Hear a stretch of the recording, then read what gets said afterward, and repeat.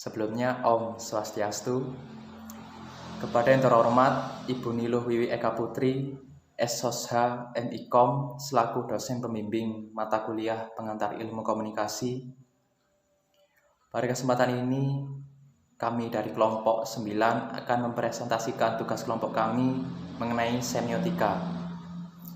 Perkenalkan, nama saya Bagas Indra Parawangsa, NIM 2012061066, absen 12, bersama dengan rekan saya, Kadek Sri Widyastuti, dengan NIM 2012061063, absen 9. Yang pertama yaitu pengertian semiotika. Semiotika adalah ilmu yang mengkaji tentang tanda. Semiotika diambil dari bahasa Yunani, yaitu semeion, yang berarti tanda. Tanda adalah sesuatu yang mewakili sesuatu, yaitu metafora. Proses mewakili itu terjadi pada saat tanda itu ditafsirkan hubungannya dengan yang diwakilinya. Bisa berupa bentuk atau warna dalam karya seni rupa.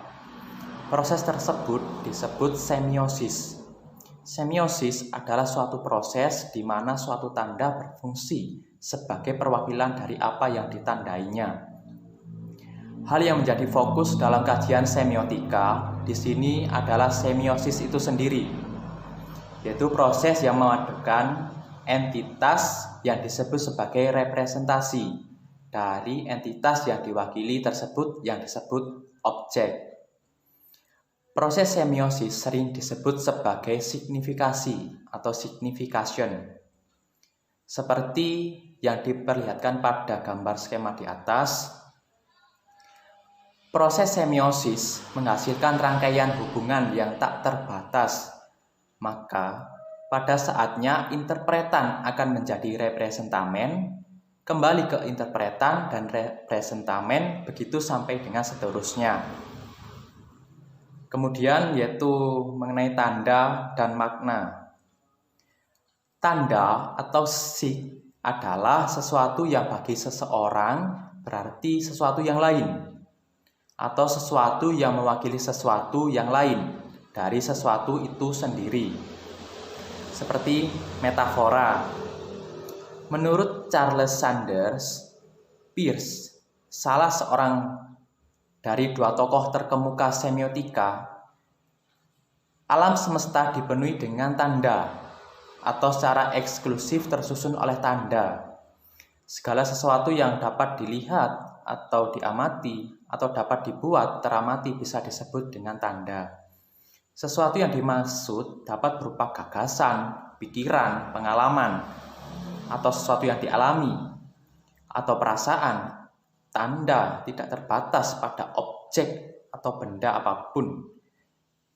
Makna dan interpretasi atau tafsiran yang dihasilkan oleh tanda tersebut dapat berupa sesuai dengan konteks sosial dan waktu atau zaman pada saat tanda itu ditafsirkan oleh seseorang.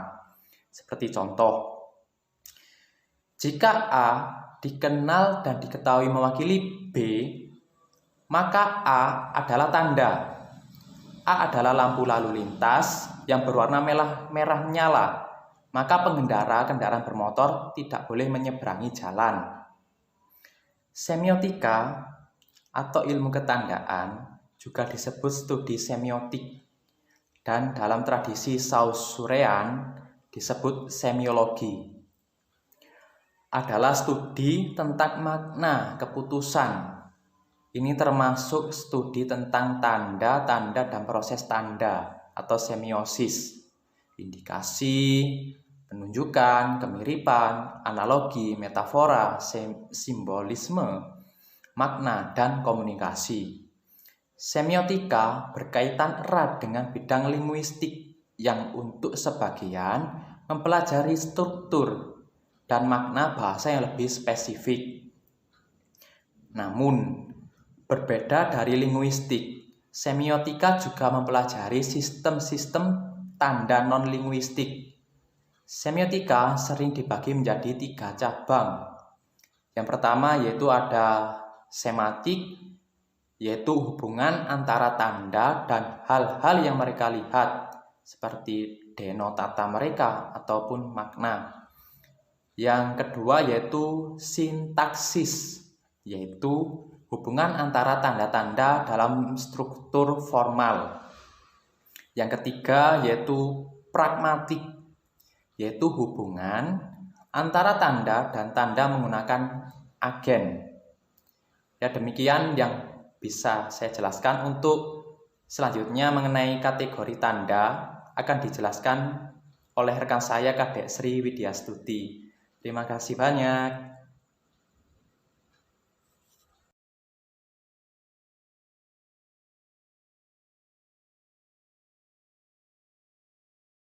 Baik, terima kasih atas waktu yang diberikan kepada saya. Saya di sini akan menjelaskan sedikit materi yang telah dijelaskan oleh Bagas tadi. Yang pertama yaitu kategori tanda. Tanda dapat dibagi menjadi 3 kategori, yaitu icon, simbol, dan indeks. Sekilas tentang 3 kategori tanda tersebut dapat disimak di tabel di bawah ini. Yang pertama, icon. Icon adalah tanda yang memiliki kemiripan atau similarity, bahkan menyerupai secara fisik dengan sesuatu yang diwakilinya. Tanda sebagai ikon memiliki arti yang sesederhana untuk mengkomunikasikan A, maka diwakili oleh gambar A. Lukisan potret wajah yang menyerupai seseorang adalah ikon dari orang itu. Yang kedua, indeks. Indeks adalah tanda yang mewakili sesuatu berdasarkan keterkaitan configurity yang biasanya terbentuk dari pengaturan atau yang terbentuk dari pengalaman seperti awan kelabu adalah tanda akan datangnya hujan. Yang ketiga, ada lambang atau simbol. Pengertian simbol atau lambang adalah tanda yang mewakili sesuatu berdasarkan kesepakatan-kesepakatan, baik sengaja atau tidak disengaja. Misalnya, gedung sate mewakili Bandung, seperti yang diutarakan oleh Hoth. Tanda juga dapat berupa lambang jika hubungan antara tanda itu dengan yang diwakilinya didasarkan pada perjanjian atau conversion. Misalnya, rumah beratap gonjong mewakili Minangkabau. Terima kasih atas waktu yang diberikan kepada kelompok kami. Atas perhatian dan waktunya, kami ucapkan terima kasih. Jika dalam presentasi kami ada salah-salah kata atau penjelasan yang kurang tepat, kami mohon maaf. Terima kasih.